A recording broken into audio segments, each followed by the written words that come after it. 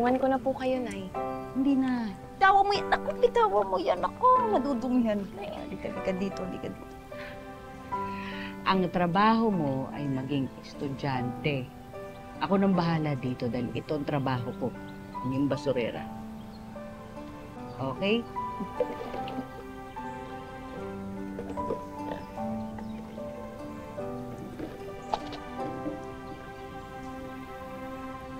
Nay, hayaan nyo.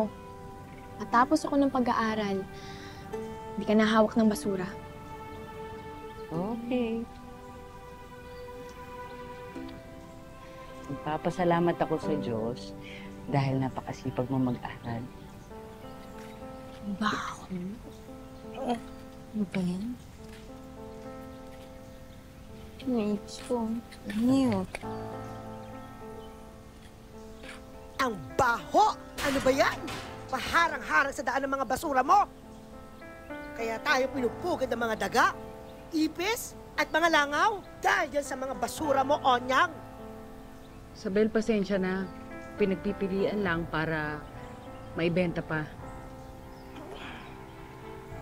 Walang galang, Aling Sabel. Dota, si Nanay ang dahilan kung bakit malinis ang barangay natin. Simula nang tinanggalan ng munisipyo yung budget ng mga truck ng basura, nangongolekta dati. Ay, sorry. Nakaharang eh.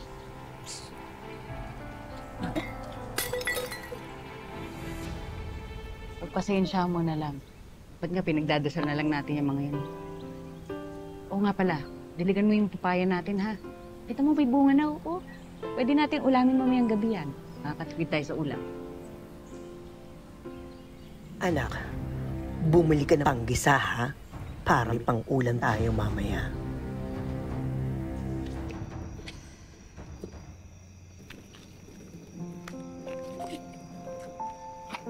Tulok mo na lang.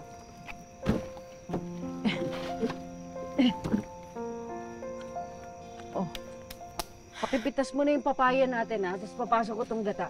Sige, Nay.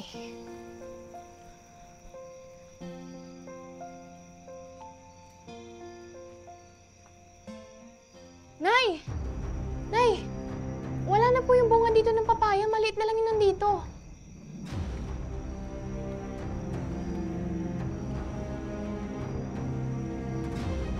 Nay!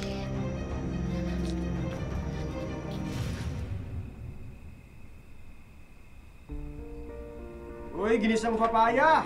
Paborito ko yan! Libre lang yan. O, kumain na kayo. Hindi yan libre.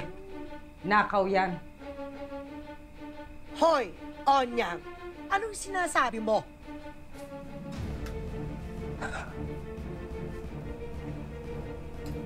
Hindi ba totoo? Yung papaya na kakainin ninyo, galing yan sa puno na nakatanim sa loob ng nakura natin. Huwag mo pagmamalakihan. Oo, ang puno nasa tapat ng bahay mo. Pero ang bunga, nasa tapat ng bahay ko. Eh, dapat lang naman, makinabang kami sa papaya. Magsialis kayo! Layas! Huwag kayong babalik dito! Ang kapal na mukha nyo! Nay, dapat hindi kayo pumapayag na tinatrato kayo ng ganun. Hayaan mo sila.